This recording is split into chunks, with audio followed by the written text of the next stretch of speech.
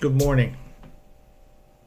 I want to go back over what I shared yesterday, and I just want to focus on one specific part. I read so much yesterday, I think 97% of you completely missed what I had to say, and which is fine. That's the way things are. But it says here, my people are being destroyed because they don't know me. This is Hosea chapter 4, 5, 6, 7.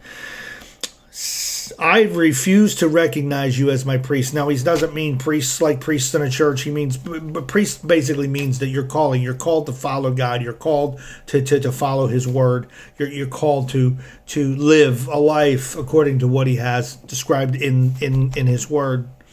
Since you have forgotten the laws of your God, I will forget to bless your children. That's what I want to focus on, man. That's what I want to focus on, because there's so many. I said yesterday that our children are under attack. I need to correct myself. In the 1966, I did a lot more research, and I discovered that school shootings and mass problems go way back, but they've escalated to the point where they are now, and in 1966 wasn't actual first recorded with, so that's where I need to correct myself. But I also need to correct myself with 1962. I was correct there with the Supreme Court taking prayer and blessing, taking God out of school. That did happen in 1962.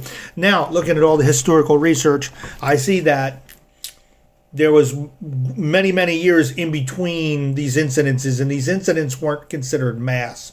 They were single, murder, suicide, stuff like that. So I noticed that in 1962, after that decision, starting in around 66, 64, I believe, was Charles Whitman. Anybody knows that name. That was the Texas University situation.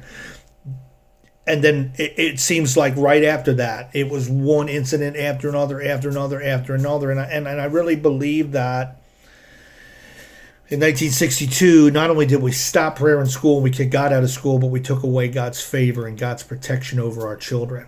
So now our children are unprotected. Not only are they unprotected, but they're taught all these evil and vile practices. Now, I know there's a lot of Christians out there who feel like that this stuff is being shoved down their throats and they got to accept for whatever they get, and that's the way I feel.